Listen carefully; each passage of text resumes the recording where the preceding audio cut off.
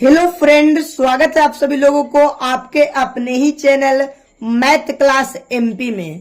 तो आज मैं लेकर आया हूं क्लास 12th केमिस्ट्री का एक नया टॉपिक जिसका नाम है फैराडे का नियम। ये बोर्ड एग्जाम में 5 अंक का आता है। तो फैराडे का नियम में हम लोग सीखेंगे फैराडे का प्रथम नियम क्या होता है, फैराडे का द्वितीय नियम क्या होता है। तो अगर आप ये वीडियो पूरा देख लेते हैं तो आपको बोर्ड एग्जाम में क्लास 12th केमिस्ट्री में 5 नंबर पक्का है। तो एकदम आप लोग अच्छे से तैयारी में लगे होंगे और अपने तैयारी को बेहतरीन बना रहे होंगे। तो ये वीडियो अगर आप देख लेते हैं क्लास 12th वाले बच्चों के लिए तो आपको 5 नंबर कंप्लीट हो जाएगा। तो आइए आज हम आप लोगों को फैराडे का नियम को सिखाते हैं। तो फैराडे का नियम क्या होता है। 1834 ईस्वी में माइकल फैराडे ने विद्युत अपघट्ट से संबंधित 2 नियम का प्रतिपादन किया जिसे फैराडे का विद्युत अपघटन नियम कहा जाता है। फैराडे वैज्ञानिक जो था 1834 में 2 नियम का प्रतिपादन किया। पहला नियम का नाम है फैराडे का प्रथम नियम। पहला नियम का नाम है फैराडे का प्रथम नियम। तो फैराडे का प्रथम नियम में क्या होता है, इन सारे खेला को आप समझिएगा। सबसे पहले हम लोग को सीखना है कि फैराडे का प्रथम नियम क्या होता है। तो इसको देखने से पहले सबसे पहले आपको हम फिगर में समझाते हैं कि फैराडे के प्रथम नियम का फिगर यानी पिक्चर कैसे पारिएगा। तो आइए पिक्चर सबसे पहले देखते हैं, उसके बाद डिफिनेशन को बात करेंगे। ये आपको फैराडे के प्रथम नियम में पिक्चर पारना है और ये प्लस है तो प्लस वाला होता है एनोड किरणें और माइनस वाला होता है कैथोड। प्लस वाला एनोड हो गया और माइनस वाला कैथोड। और ये आपको पता हुआ ये दोनों जो चीज दिया हुआ है ये क्या है जी, इलेक्ट्रोड है। क्या है, इलेक्ट्रोड। और ये सेल है। क्या, ये जो पारा हुआ आपको फिगर है ये सेल है और इसमें जो भरा हुआ है विद्युत अपघट्ट। तो सर विद्युत अपघट्ट क्या होता है, यानी वैसे पदार्थ जिस घोल से विद्युत धारा प्रवाहित होने लगती है उसे विद्युत अपघट्ट कहते हैं। तो आपको समझ में आ गया होगा। जैसा कि ये पिक्चर में आप देख रहे हैं कि ये बाहरी से आपको जोड़ा गया तार है और इसमें भी बाहरी से जोड़ा गया तार है। तो यहाँ पे अगर साधारण जल है, जैसे शुद्ध जल का पीएच मान 7 होता है। शुद्ध जल का पीएच मान कितना होता है, 7 होता है। तो शुद्ध जल में यहाँ पे विद्युत धारा प्रवाहित नहीं होती है। क्यों सर, जो समझिए। शुद्ध जल के साथ विद्युत धारा का प्रवाहित नहीं होता है। क्यों नहीं होता है जी, आपको समझना है। जब भी आप शुद्ध जल में नमक को घोल दीजिएगा तो विद्युत धारा प्रवाहित होने लगता है, जिससे कि नमक घोलने से उसमें प्लस और माइनस की चार्ज आ जाती है, यानी उसमें आवेश बढ़ जाता है प्लस और माइनस की। जैसे कि आप देख सकते हैं कि यहाँ पे हो गया भरा हुआ इस घोल में NaCl। तो आपको पता है कि Na प्लस हो गया और Cl माइनस हो गया। तो उसी तरीके से आपको समझना है कि इसमें अगर NaCl का घोल है तो अगर इलेक्ट्रोड में अगर एक प्लस और एक माइनस है तो यहाँ पे होता कुछ कि अगर आप यहाँ पे NaCl का घोल डालते हैं इसमें बक्सा में तो प्लस वाला माइनस की ओर बढ़ने लगता है और माइनस वाला प्लस की ओर बढ़ने लगता है, जिससे इलेक्ट्रोड की परत पर यहाँ पे नीचे में परत जमने लगता है। दोनों इलेक्ट्रोडों पर एक परत जमने लगता है जी। तो आप लोग फिगर में आप अच्छे तरीका से समझ गए होंगे। तो आइए हम लोग अब आपको फैराडे का प्रथम नियम सेम चीजों को दिखाते हैं। फैराडे का प्रथम नियम देखिए, फैराडे के प्रथम नियम के अनुसार विद्युत अपघटनी सेल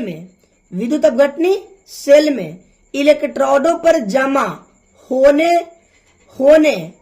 वाले उसमें दिए जाने वाले विद्युत धारा के मात्रा के सीधे समानुपाती होता है। यानी विद्युत अपघटनी सेल में इलेक्ट्रोडों पर जमा होने वाली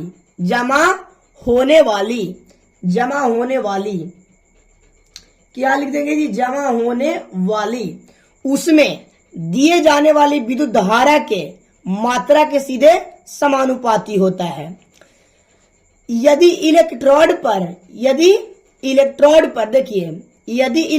पर जमा होने वाली पदार्थ की मात्रा W है, जमा होने वाली पदार्थ की मात्रा क्या है जी, W हो, एवं प्रवाहित विद्युत धारा की मात्रा Q हो तो देखिए यहाँ पे क्या हो जाएगा। जो अब आपको समझना है, ये तो आप देख लिए, अब यहाँ पे आपको समझना है जी पिक्चर से।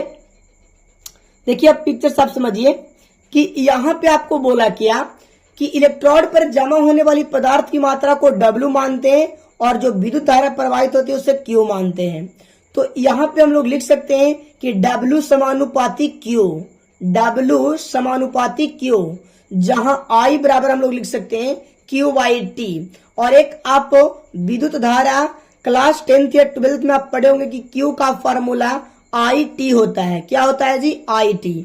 तो हम लोग लिख सकते हैं यहाँ पे Q के जगह पर कि W समानुपाती Q के जगह पर लिख सकते हैं IT। तो W समानुपाती IT और W बराबर, आपको पता है कि जब समानुपाती के चिन्ह हटता है तो कोई कांस्टेंट यानी अचर बैठता है। तो W बराबर यहाँ पे समानुपाती की जगह पर Z आ गया, यानी W बराबर ZIT हो गया। W बराबर ZIT हो गया। अब यहाँ पे सर Z क्या होता है? तो यहाँ पे Z जो होता है रासायनिक सेल नियतांक होता है। क्या होता है जी? Z यहाँ पे रासायनिक सेल नियतांक होता है। तो ये था फैराडे का प्रथम नियम। तो आप अच्छे से कंप्लीटली समझ गए होंगे। अब हम लोग को समझना है कि फैराडे का द्वितीयक नियम क्या होता है। तो देखिए फैराडे का द्वितीयक नियम आप पूरे एकदम अच्छे ढंग से, सर फैराडे का द्वितीयक नियम क्या होता है? तो इसको लिखना कोई बड़ी बात नहीं है और इसको मेन समझना होता है। देखिए यदि विद्युत धारा की समान मात्रा को भिन्न भिन्न विद्युत अपघट्यों में प्रवाहित किया जाए। देखिए जैसे कि आपको पता है कि हम 3 को यहाँ पे पिक्चर पार दिए, आप 4 को भी पार सकते हैं, 5 को भी पार सकते हैं, 6 को भी पार सकते हैं। बस यहाँ पे देखिए कि हम 3 को पिक्चर समान मात्रा में पार दिए। यदि विद्युत धारा समान मात्रा में भिन्न भिन्न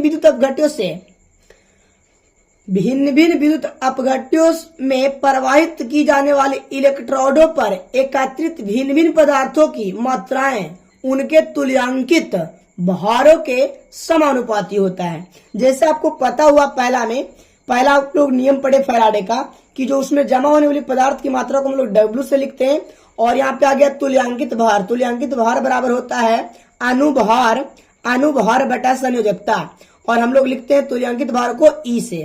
तो यहाँ पे हम लोग लिख सकते हैं यहाँ पे 2 फिगर के अनुसार या 3 फिगर के अनुसार, ये 4 फिगर भी पा सकते हैं।